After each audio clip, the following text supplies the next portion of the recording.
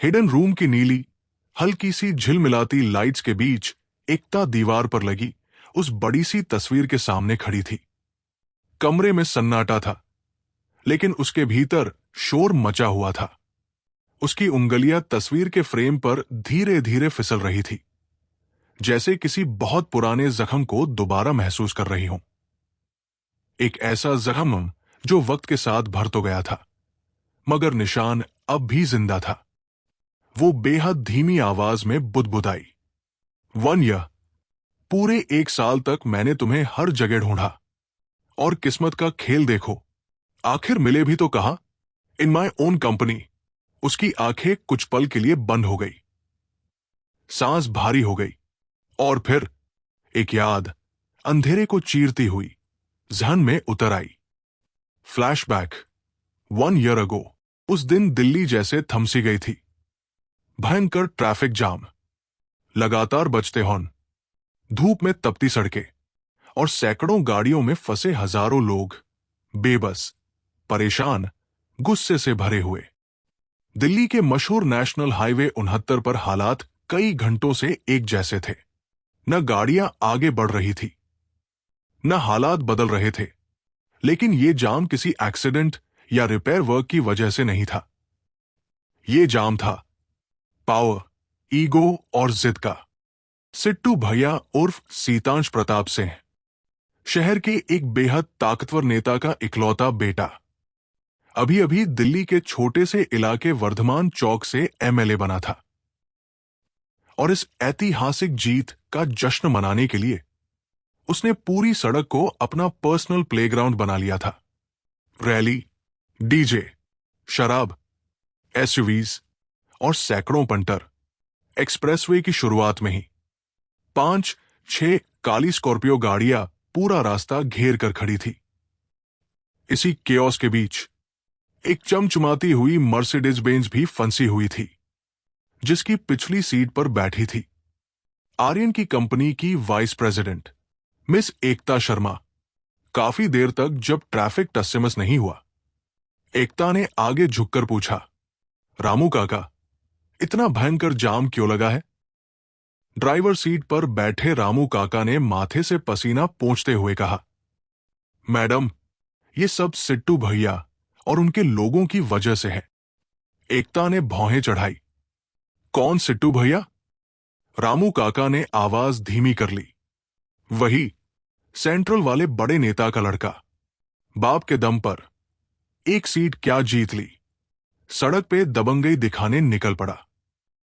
ये सुनते ही एकता का चेहरा सख्त हो गया। इतना हंगामा चल रहा है और कोई कुछ नहीं कर रहा। रामू काका ने थकी हुई मुस्कान के साथ कहा, क्या करे बिटिया, ऐसे लोगों के आगे कौन खड़ा होगा? उसके पिता का शहर में बहुत दबदबा है, बस यही सुनना था। एकता ने अचानक दरवाजा खोल दिया। मैं भी तो देखूं, उसने गुस्से में कहा। आखिर ये सिट्टू भैया है कौन? वो ट्रैफिक के बीच आगे बढ़ने लगी, जैसे भीड़ नहीं, दीवारें हों, और वो उन्हें तोड़ती हुई निकल रही हो। पीछे से रामू काका घबराकर चिल्लाते रहे, बिटिया, रुक जाओ बिटिया। कुछ ही देर में एकता सबसे आगे पहुंच चुकी थी। वहां का नजारा देखकर उसका खून खौल उठा। उसने देखा 5 से 6 ब्लैक कलर की स्कॉर्पियो पूरा रास्ता घेर कर खड़ी थी, और उनमें से बीच वाली स्कॉर्पियो, जो सबसे ज्यादा मॉडिफाइड लग रही थी, उसके बॉनेट पर एक आदमी बैठा था, हाथ में शराब की बोतल, और नीचे खड़े पंटरों के मुंह में शराब उड़ेलता हुआ। ये आदमी था सिट्टू भैया। एकता मुठ्ठियां भींचकर आगे बढ़ने ही वाली थी कि एक गंभीर, साफ और मजबूत आवाज गूंजी, सिट्टू भैया, प्लीज रास्ता खाली कर दीजिए। पीछे एम्बुलेंस फंसी हुई है, एक बच्चा लाइफ एंड डेथ के बीच है। आवाज उस तरफ से आ रही थी जहां एक साधारण सी कार खड़ी थी। उसके सामने खड़ा था आर्यन। नशे में धुत सिट्टू भैया ने लड़खड़ाते हुए उसकी तरफ देखा। उसकी आंखें लाल थी। उसने आर्यन को ऊपर से नीचे तक देखा, जैसे सामने खड़ा इंसान नहीं, कोई बेकार चीज हो। फिर हल्की सी हंसी उसके चेहरे पर आई, कोल्ड, एरोगेंट, केयरलेस। वो आगे झुका और धीमी लेकिन सख्त आवाज में बोला, चली जा यहां से। लेकिन आर्यन नहीं हटा। भैया, वो बच्चा। चुप, सिट्टू भैया चीखा। एक बार में समझ नहीं आता क्या? आर्यन की आवाज धीमी थी लेकिन शब्द भारी थे। वो बच्चा हर पल अपनी मौत के और करीब जा रहा है। बस यही सुनना था।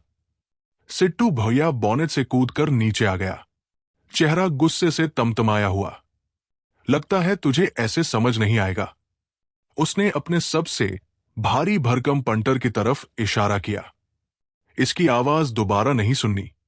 6 फुट 4 इंच का हथौड़े जैसा शरीर लिए वो आदमी आर्यन की तरफ बढ़ा। हर कदम के साथ उस भारी शरीर की आहट साफ सुनाई दे रही थी। वो आदमी तेजी से आगे बढ़ रहा था, कंधे फैले हुए, जबड़ा भींचा हुआ। आर्यन मस्कुलर था, पर सामने वाला उससे बड़ा, भारी और ज्यादा ब्रूटल लग रहा था। आसपास खड़े लोग इंस्टिंक्टिवली पीछे हट गए। किसी ने मोबाइल नीचे कर लिया, किसी ने नजर फेर ली। फिर अचानक मुक्का उठा। मुक्का सीधा आर्यन के सिर की तरफ आया, तेज, बिना रुके। भीड़ में हलचल मच गई। किसी ने मुंह पर हाथ रख लिया, किसी ने नजर घुमा ली।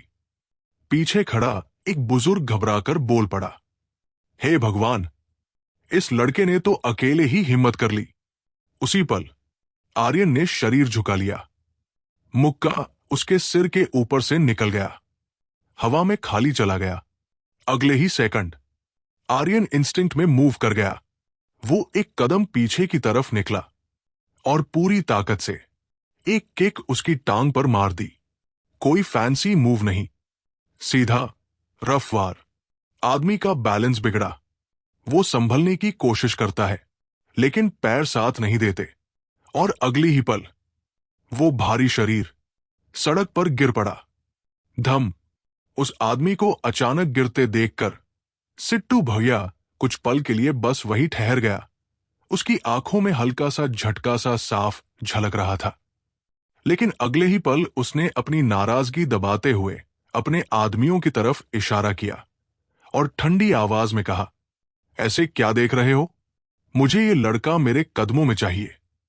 सिट्टू भैया के पीछे खड़े 10 से 12 बड़े बड़े आदमी, हाथों में लाठियां और लोहे की छड़ी लिए, आर्यन की ओर झपट पड़े। उनकी हर चाल में हिंसा और गुस्सा साफ महसूस हो रहा था। लेकिन आर्यन भी अब तैयार था। उसने पास ही फर्श पर पड़ा एक भारी लोहे का डंडा उठाया और उसके हाथ में पकड़ते ही उसकी आंखों में एक अडिग संकल्प झलकने लगा। जैसे ही गुंडे उसके करीब आए, उसने पूरे संतुलन और ताकत के साथ उन्हें टकराया। अगले कुछ ही सेकंड्स में चिल्लाहट और धक्कों की आवाज से पूरा माहौल गूंज उठा। गुंडे एक एक करके जमीन पर गिरने लगे। उनके शोर में डर और हैरानी की मिक्सिंग साफ सुनाई दे रही थी। तो आखिर क्या होगा इस कहानी में आगे? क्या करेगा आर्यन सिट्टू भैया के साथ, और क्या है एकता और आर्यन का राज? जानने के लिए देखते रहिए रॉयल बिलियनेयर।